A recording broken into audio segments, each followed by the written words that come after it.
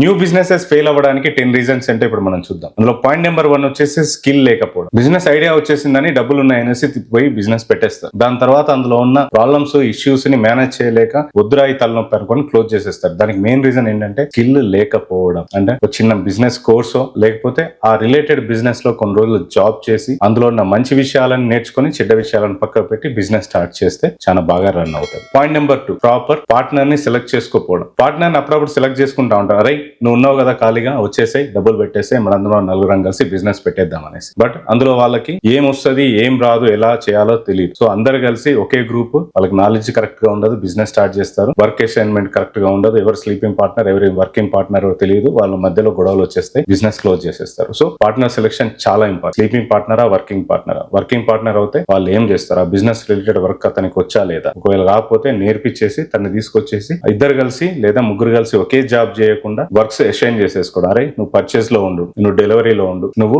ఈ అకౌంట్స్ చూసుకో అని ముగ్గురు 3 వర్క్స్ డివైడ్ చేసుకొని అలా చేసినప్పుడు బిజినెస్ ఇంకా డెవలప్ అవుతుంది. మల్టిపుల్ బ్రాంచెస్ పెడతారు, లేకపోతే ఇండియా మొత్తం ఎక్స్పాండ్ చేస్తారు. లేదు ముగ్గురు కలిసి ఒకటే వర్క్ చేసుకుంటే మాత్రం బిజినెస్ తొందరగా క్లోజ్ చేసేస్తారు. అందులో సోమరిపోతు పార్ట్నర్ ఉంటే ఇక తొందరగా క్లోజ్ చేసేస్తారు. మూడో పాయింట్ వచ్చేసి insufficient capital or working capital లేకపోవడం. వాళ్ళు బిజినెస్ కి పెట్టుబడి పెట్టడానికి ఎంత అవుతుంది అనే వాటికి ఎస్టిమేషన్ ఇస్తారు, కానీ కరెక్ట్ గా వర్కింగ్ క్యాపిటల్ పెట్టుకోరు. ఒక 6 months గానీ లేకపోతే 1 year గానీ వర్కింగ్ క్యాపిటల్ పెట్టుకోరు. ఎందుకంటే బిజినెస్ పెట్టగానే బిజినెస్ రన్ అవ్వదు. అప్పులు తీసుకొచ్చిన దగ్గర మనం వడ్డీలు కడతా ఉండాలా. ఒక నెల తగ్గొచ్చు, ఒక నెల పెరగొచ్చు. లక్ బాగుంటే 100లో ఒకరికి ఫస్ట్ డే నుంచే బిజినెస్ రన్ అవుతుంది, సక్సెస్ఫుల్ అవుతారు. కానీ అందరికి అలా అవ్వదు. బిజినెస్ నిలబడాలి, కస్టమర్స్ అలవాటు కావాలి, దానికి కొంచెం టైం పడుతుంది. మినిమం 6 months అట్లా పడుతుంది. ఆ 6 months వరకు మనం బిజినెస్ రన్ చేయాలి అంటే మనకి నెలకి ఎన్ని ఖర్చులు ఉంటాయో అంత డబ్బుని మనము దగ్గర పెట్టుకొని బిజినెస్ రన్ చేస్తే చాలా బాగా రన్ అవుతుంది. 6 months తర్వాత పికప్ అవుతుంది. డబ్బులు లేకపోతే పికప్ అయ్యే టైంకి మనం బిజినెస్ క్లోజ్ చేసుకోవాల్సి వస్తుంది. ఇలాంటి స్టోరీస్ చాలా ఉన్నాయి. పాయింట్ నెంబర్ 4 ప్లేస్ కరెక్ట్ గా సెలెక్ట్ చేసుకోవడం. వాళ్ళకి రెస్టారెంట్ పెట్టినా, స్టోర్ పెట్టినా, లేకపోతే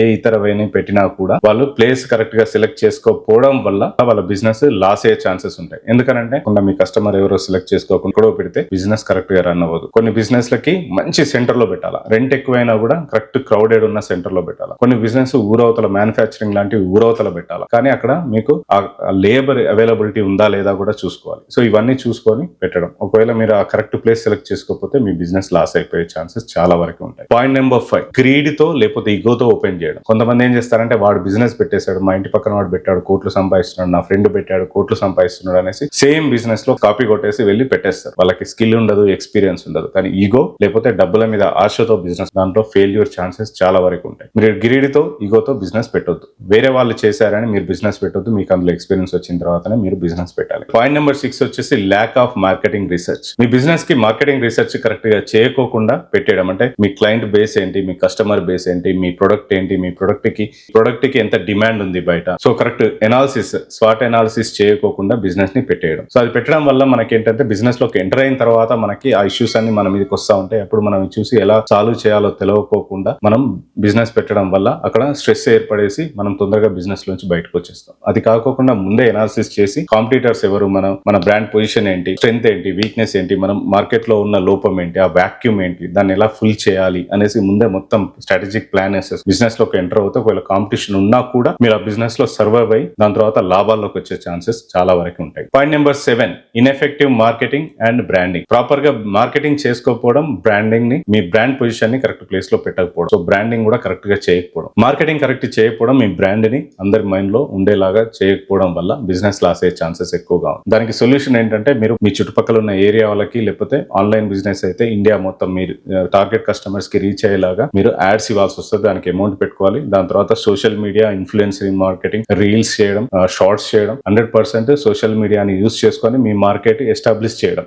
దాని తర్వాత మీ ప్రొడక్ట్ లో, మీ సర్వీస్ లో ఉన్న దమ్మును బట్టి మీ బిజినెస్ ముందుకెళ్తుంది. కానీ మార్కెటింగ్ అనేది ప్రతి బిజినెస్ కి హార్ట్ లాంటిది. దాన్ని మిస్ చేసిన వాళ్ళు మాత్రం ఎక్కువ రోజులు సర్వే అవ్వలేరు. Point number 8 future adaptation and market changes. Future ని అడాప్ట్ చేసుకునేలాగా మనం బిజినెస్ ని ప్లాన్ చేసుకోకుండా అందులోనే ఉండడం. అంటే రాబోయే చేంజెస్ ని మనం టెక్నాలజీస్ కానీ వాటిని అడాప్ట్ చేసుకోకుండా అందులోనే ఉండి మార్కెట్ ని అర్థం చేసుకోకుండా మనం సేమ్ బిజినెస్, సేమ్ ప్రొడక్ట్ ఎక్కువ రోజులు ప్రొలాంగ్ చేసుకుంటూ వెళ్ళడం. అది చేయడం వల్ల మనకి బిజినెస్ లో లాసెస్ వచ్చే ఛాన్సెస్ చాలా ఎక్కువ ఉంటాయి. పాయింట్ నెంబర్ 9 వచ్చేసి poor staff selection and poor staff management. మనం స్టాఫ్ ని తీసుకునేటప్పుడు కరెక్ట్ స్టాఫ్ ని సెలెక్ట్ చేసుకోకపోతే వాళ్ళు మన బిజినెస్ ని రూయిన్ చేసే ప్రమాదం ఉంది. లేకపోతే మంచి స్టాఫ్ ని తీసుకున్న తర్వాత వాళ్ళని కరెక్ట్ గా మేనేజ్ చేయకపోతే వాళ్ళు మానేసే ఛాన్సెస్ ఉంటాయి. చేస్తున్నది మానేయడం వల్ల మనకి దాని ఎఫెక్ట్ చాలా బాగా పడుతుంది. అందుకని స్టాఫ్ కి ఎప్పటికప్పుడు మనకి వాళ్ళకి కావాల్సిన అవసరాలను తీరుస్తూ, వాళ్ళకి నేనున్నానని చెప్తూ, వాళ్ళకి స్కిల్ డెవలప్మెంట్ ట్రైనింగ్ ఇస్తూ వాళ్ళని ముందుకు ప్రోత్సహిస్తే వాళ్ళు మనకి చాలా బాగా వర్క్ చేస్తారు. వాళ్ళు మనకి ఎప్పుడు చేదోడు వాదోడుగా ఉంటారు. కొంతమంది దొంగ స్టాఫ్ ఉంటారు, డబ్బులు దొబ్బేస్తా ఉంటారు, పూర్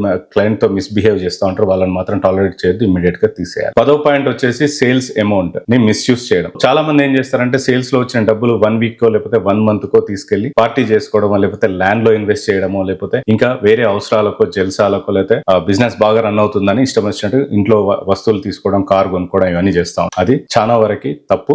ఎందుకంటే మనకి బిజినెస్ కి దాదాపుగా మనకు డబ్బులు వచ్చినప్పుడు ఒక బ్యాకప్ ఫండ్ లాగా పెట్టుకుంటూ వెళ్ళి, అవసరమైతే 1 ఇయర్ కూడా బిజినెస్ రన్ అవ్వకపోయినా మన దగ్గర డబ్బులు ఉండేలాగా పెట్టిన తర్వాతే మనం దాన్ని ఆ అమౌంట్ ని డైవర్సిఫై చేయాలి. దాని తర్వాత మనం కొత్త బ్రాంచెస్ పెట్టుకుంటూ వెళ్ళి ఆ ఫండ్ ని బాగా యూటిలైజ్ చేసేసుకొని బిజినెస్ డెవలప్మెంట్ కి యూజ్ చేసుకుంటూ వెళ్ళాలి. ఒకనొక స్టేజ్ వచ్చిన తర్వాత మనం ఆ డబ్బుని కొంత అమౌంట్ రియల్ ఎస్టేట్ లో, కొంత అమౌంట్ హెల్త్ కోసము, కొంత అమౌంట్ స్టాక్ మార్కెట్ లో ఇలా డివైడ్ చేసి ఇన్వెస్ట్ చేసుకుంటూ వెళ్తే అది కూడా మనం రియల్ ఎస్టేట్ లో మంచి రిటర్న్స్ వస్తాయి, స్టాక్ మార్కెట్ లో లాంగ్ టర్మ్ లో మంచి రిటర్న్స్ వస్తాయి. దాని తర్వాత మన హెల్త్ ఇష్యూస్ వచ్చినప్పుడు మనం ఆ డబ్బులోంచి మన సేవింగ్స్ లో పెట్టిన డబ్బులు తీసుకెళ్లి ఖర్చు పెట్టుకోవడానికి ఉంటది. మనం హెల్త్ ఇన్సూరెన్స్ తీసుకుంటే ఇంకా చాలా మంచిది. బిజినెస్ లో డబ్బులు రాగానే తీసుకెళ్లి ఖర్చు పెడితే ఫ్యూచర్ లో బిజినెస్ చేయలేము. దాని వల్ల చాలా బిజినెస్ లు ఫెయిల్ అయినవి ఉన్నాయి. నాకు తెలిసిన వాళ్ళే చాలా మంది బిజినెస్ లో ఫెయిల్ అయిన వాళ్ళు ఉన్నారు. ఈ పాయింట్స్ అన్ని మీకు చాలా ఉపయోగపడతాయి అని అనుకుంటున్నా. సో ఒకవేళ మీరు బిజినెస్ పెట్టి ఫెయిల్ అవుతాయి, ఈ పాయింట్ లో దేంతో మీరు ఫెయిల్ అయ్యారో కామెంట్ బాక్స్ లో కామెంట్ చేయండి. ఒకవేళ మీకు ఈ వీడియో నచ్చినట్టయితే లైక్ చేసి షేర్ చేసేయండి, సో దట్ చాలా మందికి